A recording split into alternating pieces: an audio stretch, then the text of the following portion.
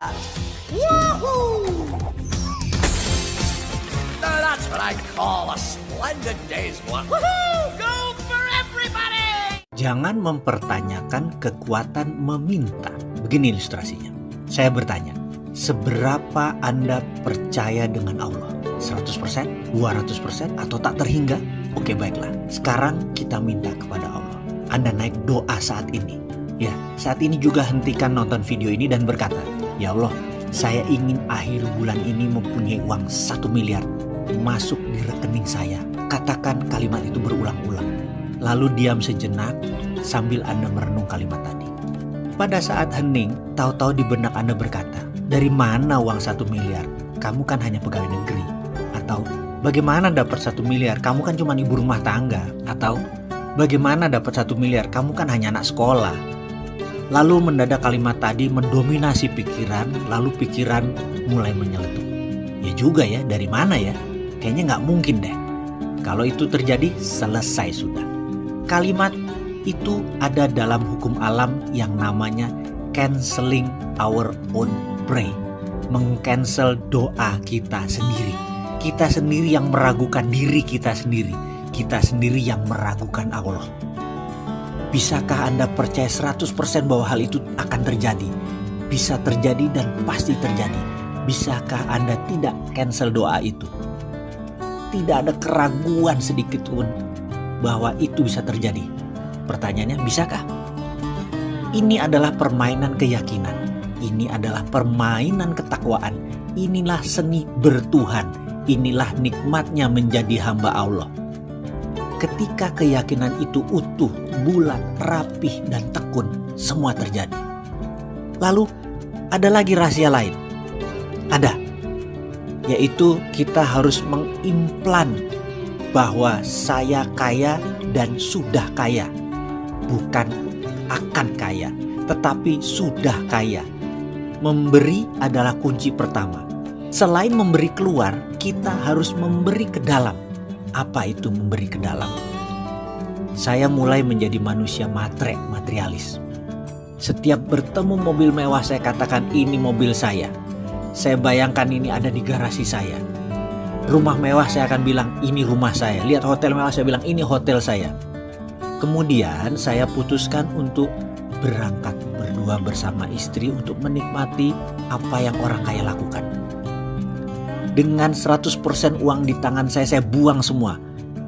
Karena saya tahu pasti baliknya utuh dan bertambah. Kami memutuskan menikmati tinggal di Como Sambala Resort di Ubud, Bali selama beberapa hari. Menikmati satu malam berharga puluhan juta tarifnya. Dan saya tidak peduli. Berangkat dengan first class, layanan hotel bintang 6 atau 5 star with diamond. Makan pagi hari bersama penyanyi terkenal Barbara Streisand, esok malam dinner dengan Sting, penyanyi The Police yang sudah berminggu-minggu nginap di Como Sambala. Kumpul dengan orang terkenal dan orang kaya tersebut ternyata cukup menyenangkan. 5 malam keluar kira-kira 100 juta rupiah, saya tidak pikirkan. Dan saya tidak pernah tanya mau apa yang akan terjadi pulangnya nanti. Saya tidak punya uang sepeser pun di kantong, saya gak peduli. Saya percaya 100% semesta tidak menyukai kekosongan. Pasti kantong saya diisi lagi. PD saya pol. Saya percaya pada sistem Allah tersebut 100%. Pulangnya, setiap hari di depan kaca saya berkata pada diri saya sendiri berulang-ulang sambil menunjuk bayangan cermin saya tersebut. Kamu makhluk Allah terbaik. Ribuan kali saya ucapkan sambil tersenyum dan terus pumping semangat, menyemangati diri sendiri. Tak lupa setelah melakukan sholat fardu, di ujungnya saya selalu ngayal dengan meresapi nikmatnya tinggal di hotel bintang 5 resort, naik kapal first class, dan seluruh kemewahan duniawi. Dan saya tidak cancel apapun. Nikmati saja karena semua sudah terjadi dan saya yang punya itu semua. Receh di kantong dan setiap saat tangan di atas. Itu yang saya lakukan setiap hari. Dan apa yang terjadi? Ketika Kamisan di bulan berikutnya, pertemuan bulanan tersebut, yang biasanya ada 5-7 orang, ternyata waktu itu 20 orang atau 30 orang hadir semua. Semua yang hadir adalah kenalan saya yang sudah lebih dari 15 tahun. Desimal rekeningnya ada yang 11, ada yang 12. Saya hari itu enteng sekali. saya hari itu kocaknya setengah mampus. Padahal saya bukan clown, saya bukan komedian. Melucu itu bukan darah saya. Tapi yang jelas hari itu mereka tertawa terpingkal-pingkal selama beberapa jam. Lucu sekali dan saling timpal jok-jok lucu. Saya pun sampai rumah mungkin sekitar jam 11-an. Padahal pertemuan itu sehabis maghrib. Di pertemuan-pertemuan sebelumnya jam 8 saya udah di rumah. Entah angin apa, keesokan harinya satu sahabat saya berkata, mau nggak kamu beli saham PTN di Nusa Tenggara Timur? Mau ikut nggak? Saya jawab, enggak belum ada kelonggaran likuiditas, saya bilang gitu. Gampang, gak usah store dulu, komit aja. Nanti kalau naik dikit sahamnya kita lepas baru buat nyicil. Gampang dah modal. Jadi sulit dong saya tolak penawaran tersebut, ya saya ikut.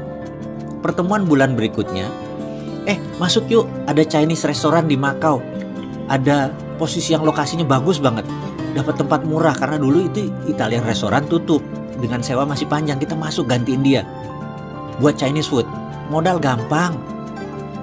Masih ada standby loan dari restoran lama. Pokoknya kita berdelapan masuk, kita bagi rata ya, gak usah pakai duit. Lalu percaya gak? 6 bulan kemudian ada pengusaha Hongkong naksir harga dan lokasi tersebut dibayar 2 kali lipat. Jadi kita belum turun duit, baru punya 6 bulan sudah langsung berbagi. Kesimpulan gak pakai duit apa-apa, sudah langsung bagi modal. Dan nilainya pun sangat luar biasa. Jadi, apa moral story kisah tersebut? Kita lanjut.